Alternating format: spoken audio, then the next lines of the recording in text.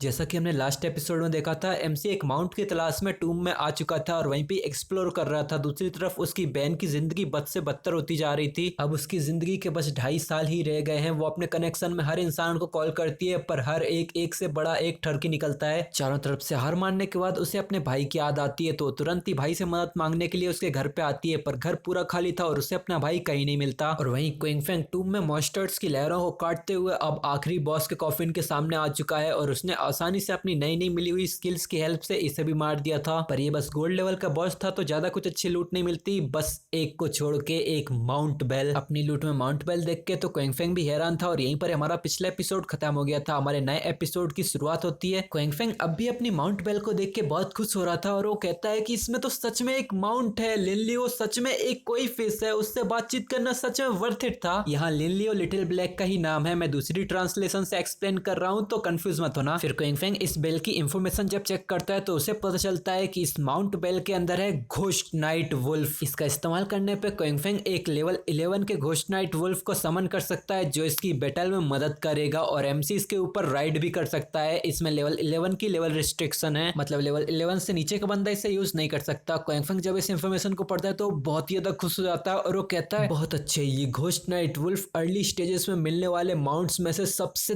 तेज mounts में से एक है। फिर हमें घोस्ट नाइट वुल्फ के पूरे स्टैट्स भी दिखाए जाते हैं। ये लेवल 11 का गोल्ड ग्रेड मॉन्स्टर है। इसकी स्ट्रेंथ 148 है, फिजिक 155 है, एजिलिटी 191, स्पिरिट 135। ये माउंट तुम्हारे साथ साथ ही एक्सपीरियंस गेन करेगा और अपने आप को लेवल अप करेगा। पर अगर तुम इस माउंट बेल को किसी और को बेचते हो तो इसने जितनी भी अपग्रेडेशन की होंगी, इसने जितना भी लेवल अप किया होगा, वो सब कुछ रिस्टोर होकर अपने इनिशियल लेवल तक किया जाएगा। मतलब वो फिर से एक नॉर्मल लेवल 11 का गोल्ड ग्रेड माउंट ही बन जाएगा। फिर क्विंगफेंग अपनी माउंट बेल का इस्तेमाल करता है, जिससे बहुत ही सारी ग्रीन फ्लेम्स के अंदर से एक पावरफुल गुर्राता हुआ घोस्ट नाइट वुल्फ बाहर आता है, जो कि देखने में सच में बहुत डेडली लग रहा था। क्विंगफेंग भी इस वुल्फ को देख के बहुत खुश होता है। फिर वो इसकी स्किल्स को भी चेक करता है, जहां इस वुल्फ के पास है पहली स्किल स्प्रिंट। इसे एक्टिवेट करने पे इस भेड़िए की मूवमेंट स्पीड 245% इंक्रीज हो जाएगी। दूसरी स्किल है नाइट वॉक। इसे एक्टिवेट करने पे एमसी परमानेंटली रात में लेवल 1 की स्टेल्थ में रह सकता है। इसमें हमला करने पे स्टेल्थ ब्रेक होती है। 120 पॉइंट का स्टेल्थ ब्रेक अटैक डैमेज पड़ता है। एक बार स्टेल्थ ब्रेक करने पे तुम्हें 60 सेकंड तक इंतजार करना पड़ेगा, तब जाके तुम दोबारा स्टेल्थ में जा पाओगे। तीसरी एबिलिटी है काउंटर अटैक, जिसमें वो किसी भी सिंगल टारगेट पे 3 अटैक करता है और हर हमले में 267 पॉइंट की फिजिकल अटैक पावर ऐड हो जाती है और इसमें कूल डाउन 12 सेकंड का है। चौथी स्किल है वुल्फ हाउल। इसे यूज करते ही सारे फ्रेंडली टारगेट्स की अटैक पावर, फिजिकल डिफेंस, सारे एलिमेंटल रेजिस्टेंस इंक्रीज हो जाती है। अटैक पावर में 35 अटैक पॉइंट्स भी ऐड होते हैं। ये एनहेंसमेंट पूरे 1800 सेकंड तक रहती है। इसका कूल डाउन 600 सेकंड का है। ये पढ़ने के बाद क्विंगफेंग इस वुल्फ की बॉडी चेक करते हुए कहता है कि ये तो एक माउंट भी है और एक बैटल पेट भी, और साथ ही साथ इसके पास अपनी खुद की बिल्ट इन इनविजिबिलिटी है। नॉट बैड, ये तो सच में बहुत ही बड़ा प्रॉफिट है। फिर हमें क्विंगफेंग जिस टूम में है उसी के ऊपर वाली जगह पे दिखाते हैं। यहाँ चारों तरफ शांति है, कोई शोर नहीं। पर अगले ही पल क्विंगफेंग अपने वुल्फ के ऊपर बैठे बैठे एकदम जोर से हाउल लगाते हुए बाहर आता और एकदम से चारों तरफ शांति की अशांति हो जाती है। लेकिन इससे पहले कि कोई मॉन्स्टर इस शोर को सुन के यहाँ पर आ भी पाता, उससे पहले ही एमसी अपने भेड़िए पे बैठे बैठे इतनी स्पीड से यहाँ से निकल जाता है कि किसी को कुछ पता भी नहीं चलता। और क्विंगफेंग भी अपने स्टेल्थ और इस इनविजिबिलिटी का फायदा उठा के बढ़िया मजे ले रहा था और वो राइड करते करते कहता है अब आगे मुझे लेवल 15 तक अपग्रेड करना है खुद को और इतनी लाइफ स्पैम कमानी है जिससे मैं इस माउंट को रियलिटी में एक्सट्रैक्ट कर पाऊं। अब अगली बार जब मैं लॉग आउट करूंगा तो मैं तुरंत अपने माउंट पे राइड करते हुए मैजिक सिटी की तरफ निकल जाऊंगा और भविष्य की परेशानियों को खत्म करने के लिए क्वान सीसी को पहले खत्म करूंगा। फिर क्या था, क्विंगफेंग ने अब जबकि अपना टारगेट सेट कर ही लिया है, वो अपने भेड़िए पे सवार होकर फुल स्पीड में एक ही डायरेक्शन में भागने लगता है। फिर किसी की छतों पे छलांगे मारते हुए वो हमें बताता है कि अब मैं जा रहा हूँ रिवर एंड सी अरीना में। ये बहुत ही बड़ा एरिया है जिसके अंदर बहुत सारे मॉन्स्टर्स हैं। इस जगह में 2 अंडरग्राउंड फ्लोर्स हैं और इसका एनवायरनमेंट भी बहुत ही कॉम्प्लेक्स है। मुझे तेजी से लेवल अप करने के लिए ये एक बेस्ट जगह होगी। फिर क्विंगफेंग छतों से कूदते हुए ऊबड़ खाबड़ रास्तों पे भागते हुए अपनी रिवर एंड सी अरीना में पहुंच जाता है। और जैसा कि क्विंगफेंग ने बताया था कि यहाँ बहुत सारे मॉन्स्टर्स हैं, जैसे ही एमसी अंदर आता है वहां उसके पीछे एक बहुत ही पावरफुल और जाइंट, एक बड़ी सी रेड हेड और एक जाइंट सिल्वर आर्मर में बॉस एमसी के पीछे ही पड़ जाता है। यहाँ का एनवायरनमेंट भी एमसी के माउंट के लिए एकदम परफेक्ट है। वो छलांगे मारते हुए सारे बॉसेस और मॉन्स्टर्स को अपने पीछे लूर कर रहा होता है और और एमसी देख के कहता है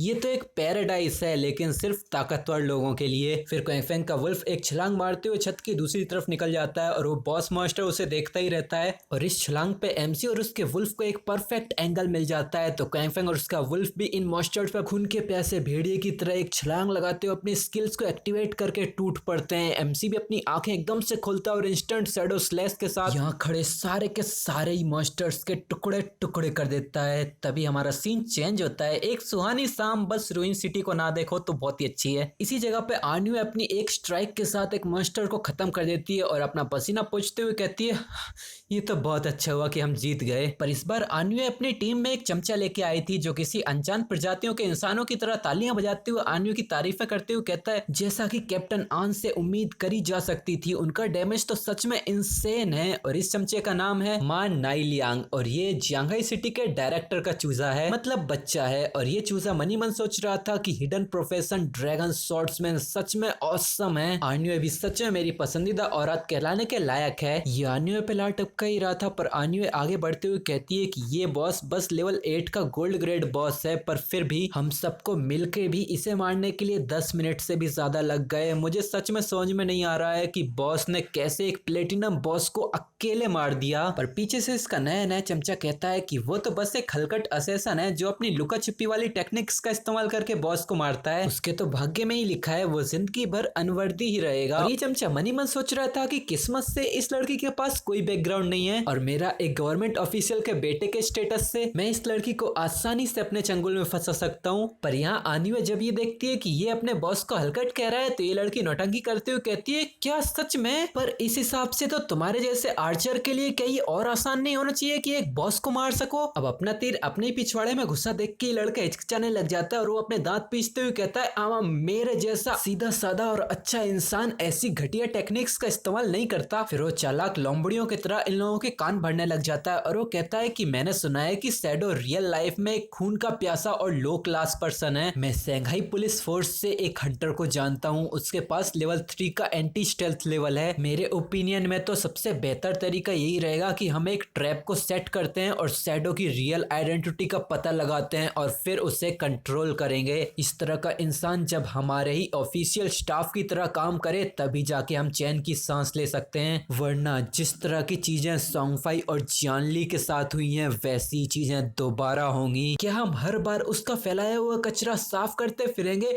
और जैसे यहाँ ये अपना प्लान शेयर कर रहा था वहाँ आन्यू और वांग मिंग दोनों इसको आंख फाड़ फाड़ के घूर रहे थे। वो दोनों अब भी अपनी आंखें फाड़ फाड़ के एक दूसरे की तरफ ध्यान से देखते हैं। फिर एक सेकंड के बाद दोनों धड़ाके मार मार के हंसने लग जाते हैं। वांग मिंग कहता है श्याओमा तुम नहीं समझोगे। आन्यू इसकी तरफ उंगली पॉइंट करते हुए कहती है कि अभी के टाइम पे ऐसा नहीं है कि वो हमसे उसका फिलारा साफ करने के लिए भीख मांग रहा हो, बल्कि हमें उसका फैलाया हुआ कचरा साफ करना ही होगा। तभी जाके हम ये सुनिश्चित कर सकते हैं कि हम उसके साथ एक कांस्टेंट पोजीशन बरकरार रख पाए और तब जाके हम उसके साथ कोऑपरेट कर पाएंगे। वांग मिंग बताता है कि पूरी दुनिया में पहला गोल्ड बॉस का किल, पहला प्लेटिनम बॉस का किल और ये दोनों के दोनों ही अकेले मारे हैं उन्होंने। अगर तुम इस लेवल के इंसान को अपने साथ कोऑपरेट कराने के लिए जीत नहीं सकते तो क्यों इसे नाराज करना। आन्यू हंसते हंसते इसका मजाक उड़ाती है कि क्या कोई क्रीपर तुम्हारा दिमाग भी खा गया। और इतनी एक्सप्लेनेशन के बाद ये बंदा तो बेचारा शर्म के मारे पानी पानी होने लग जाता है। इसका पूरा चेहरा शर्म की वजह से लाल हो गया था। पीछे से वांग मिंग कहता है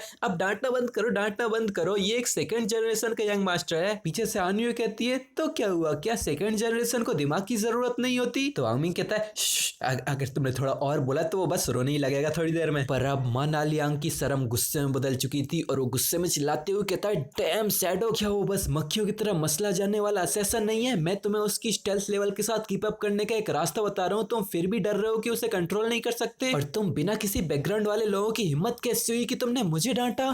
आन्यू तुम तो बस देखो मैं कैसे उस शैडो से भी बेहतर बन के उसे पकड़ता हूँ। फिर मुझसे माफी मंगवाने के लिए मैं तुम सबको अपने सामने घुटनों पे लेके आऊंगा, तुम सब मुझसे दया की भीख मांगोगे। वो पीछे बंदरों की तरह उछलते हुए बकवास किए जा रहा था पर यहाँ आन्यू और वांग मिंग तो इसे इग्नोर करते हुए बॉस की ड्रॉप लूट के बारे में चेक करने लगते हैं। आन्यू बताती है कि यहाँ पर एक प्रीस्ट का गोल्ड टियर इक्विपमेंट है। फिर वो ऐसे ही पूरी लिस्ट बताती है और उसके बाद वो थोड़ा सोचने लग जाती है और वो बताती है कि आखिर बिग बॉस ने हमें थोड़े समय पहले ही तो बहुत सारे गोल्ड लेवल के और कुछ प्लेटिनम लेवल के आइटम्स भी बेचे थे। इतना सब पाने के लिए उन्होंने आखिर कितने ही बॉसेस को मारा होगा और या फिर उनके पास कोई ट्रेजर हंटिंग का टैलेंट है जिसकी हेल्प से उन्होंने उन्होंने बहुत सारी ट्रेजर चेस्ट को ढूंढा और उनके अंदर से इतनी सारी आइटम्स निकाली। वांग मिंग बस इसकी इमेजिनेशन के बारे में सोचता ही रह जाता है। पीछे से वो बंदर अब भी उछल कूद करते हुए चिल्लाया जा रहा था, पर ये लोग अब भी इसे इग्नोर करते हुए कहते हैं, कैप्टन आन भले ये देखने में कुछ ज्यादा ही लग रहा हो, पर मुझे थोड़ी सी चिंता हो रही है। जिसपे आनियो कहती है, क्या, किस चीज की चिंता? तो वांग मिंग बताता है कि अभी हाल ही में हुआ एक केस, क्या आपको जांगनान होटल केस के बारे में पता है? दी डुआंग फांग फैमिली, वो लोग वहाँ जांगनान होटल में पार्टी कर रहे थे, पर अचानक से वो पूरे का पूरा परिवार एक साथ ही गायब हो गया। मेरा मतलब कि अगर ये सच में शैडो ने किया है तो क्या फिर भी हमें इसके बावजूद इसकी मदद करनी पड़ेगी? हमें अब भी शैडो के असली कैरेक्टर के बारे में कुछ पता नहीं चला है। क्या होगा कि वो सच में कोई खतरनाक और डेविलिश सीरियल किलर हुआ तो आनियो कहती है कि मुझे भी इस केस के बारे में पता है, हायर अप्स इसे बहुत सीरियसली ले रहे हैं। वो सब भी यही अंदेशा लगा रहे हैं कि ये सब जरूर शैडो ने ही किया है, पर अभी तक ऐसा कोई एविडेंस नहीं मिला है जो ये साबित कर सके कि ये सब शैडो ने किया है। फिर वो एक हल्की मुस्कुराहट के साथ वांग मिंग की तरफ देखते हुए कहती है कि अगर ये केस सच में शैडो का ही कारनामा हुआ तो मैं तब भी उसके साथ कोऑपरेट करना ही चुनूंगी। भले ही हायर अप्स उसका फैलाया हुआ कचरा साफ करने के लिए मना कर दें तो मैं तब भी पर्सनली खुद जाके उसका कचरा साफ करूंगी। जो सुन के तो वांग मिंग बहुत हैरान हो जाता है, उसकी तो बोलती बंद हो जाती है और वो एकदम से एक्साइटमेंट में चिल्लाता है, क्या,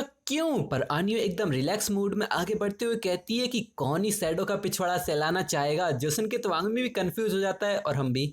तभी इन लोगों की तरफ भागते भागते इनकी टीम का स्वॉर्ड मास्टर आता है और वो चिल्लाता है, टीम लीडर आन, टीम लीडर आन। हम जब आगे का एरिया एक्सप्लोर कर रहे थे तो हमने वहाँ एक बहुत ही बड़ी प्लेस देखी जो किसी ग्लैडिएटर अरीना जैसी लग रही थी, पर उसके अंदर के सारे मॉन्स्टर्स मर चुके हैं। वहाँ के ग्राउंड पे चारों तरफ मॉन्स्टर्स की लाशें बिखरी पड़ी हुई हैं और मुझे नहीं पता कि वहाँ कौन सी टीम इतनी ज्यादा ताकतवर है जिसने अंदर के सारे मॉन्स्टर्स को मार दिया। जो सुन के आने में बहुत खुश हो जाती है और वो एक्साइटमेंट में चिल्लाती है, चलो आगे चल के देखते हैं कि यहाँ क्या चल रहा है। इसकी एक्साइटमेंट को देख के वांग मिंग के पसीने छूटने लगते हैं। फिर हमारा सीन इसी अरीना में आ जाता है। यहाँ पर बहुत सारी लूट पड़ी हुई थी। कोई बंदा इसके पास आता है और हमें दिखाते हैं यहाँ पर वही चमचा एकदम से देख के चिल्लाता है, डैम, यहाँ इतनी सारी लूट, ये तो कुछ ज्यादा ही है। यहाँ पर जरूर कम से कम 100-200 मॉन्स्टर्स तो होंगे ही ना। कौन सी टीम इतनी ताकतवर है जिसने इन सबको मार दिया? तो आनियो खुशी से कहती है कि ये जरूर बॉस शैडो ही होंगे जो यहाँ पर आए थे। जरा आसपास देखो, हो सकता है कि हम उनसे यहीं पर ही मिल जाए। चलो बॉस शैडो को ढूंढते हैं। पर इससे नालियान की जलने लग जाती है और वो इरिटेट होते हुए कहता है, तुम इतनी ज्यादा श्योर कैसे हो कि ये सब कुछ शैडो ने किया है? तो आनियो बताती है कि क्योंकि वो लिस्ट में रैंक नंबर 1 है और हमारी ऑफिशियल टीम रैंक में सीधा उससे एक कदम पीछे ही आती है और हम ये नहीं कर सकते, तो ये जरूर उसी ने ही किया है। जोसन के चमचा पीछे से इरिटेट होते हुए चिल्लाने लग जाता है, हाँ ये सब क्या चल रहा है? अगर मैं इनविजिबल हो जाऊं तो मैं भी ये सब कुछ आसानी से कर सकता हूँ, बस इसमें थोड़ा सा ज्यादा समय लग जाएगा। पर आनियो इसे फिर से इग्नोर करते हुए शैडो को मैसेज करती है कि बॉस क्या आप अब भी यहीं पर हो? इतने सारे मॉन्स्टर्स को क्लियर करने के बाद तो आपके पास जरूर ऐसे बहुत सारे स्किल्स और इक्विपमेंट्स होंगे जिनकी आपको जरूरत नहीं है, तो आप वो हमें सेल कर सकते हो। पीछे इसका चमचा अब भी अपनी तारीफों के गुणगान कर रहा था, पर तभी इसको कुछ अजीब सी आहट महसूस होती है क्योंकि इसके पीछे शैडो अपने वुल्फ के साथ स्टेल्थ मोड में खड़ा था। वो अपनी स्टेल्थ मोड को डीएक्टिवेट करता है तो इसे भी वो दिखाई देने लगता है और एकदम से डर के मारे पीछे गिर जाता है। वो चिल्लाता है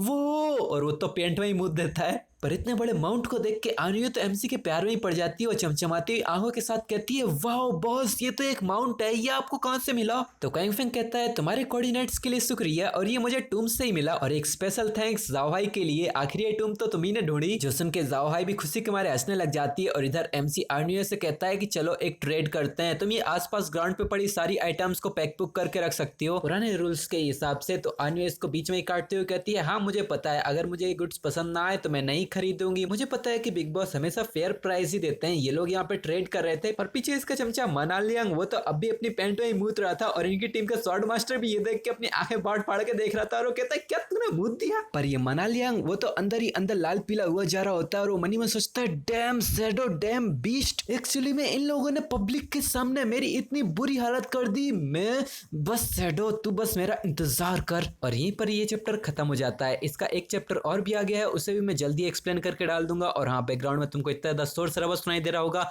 झेल लो, बस ये माइक खराब हो गया है। और चेरी ऑन द टॉप, यहाँ पर इतने सारे कॉकरोच भी इतना ज्यादा शोर शराबा मचा रहे हैं, सब कुछ रिकॉर्ड हो रहा है। पर मैं इससे पिछले वाले वीडियो के लिए तुमसे माफी मांगना चाहता हूँ, जो कि एक डेडिकेटेड एड वाला वीडियो था जो कि मैं नहीं डालना चाहता था, पर मेरा माइक खराब हो गया, मुझे एक नया माइक लेना था। मैं खुद भी चाहता था कि मेरा चैनल एकदम क्लीन साफ सुथरा रहे, बिल्कुल ऐसी फालतूगिरी नहीं डालू मैं, पर क्या कर सकते हैं, अभी कुछ मजबूरी थी। तो पर मैं इसकी गारंटी दे सकता हूँ कि इसके बाद ऐसी कोई फालतूगिरी इस चैनल पे नहीं आएगी, तो बिंदास रहो। हाँ, इसी गारंटी पे एक लाइक ठोक देना और चैनल पे सब्सक्राइब नहीं किया है तो सब्सक्राइब भी करके रख लेना। अब हम मिलेंगे तुमसे नेक्स्ट वीडियो, तब तक के लिए इंतजार करो।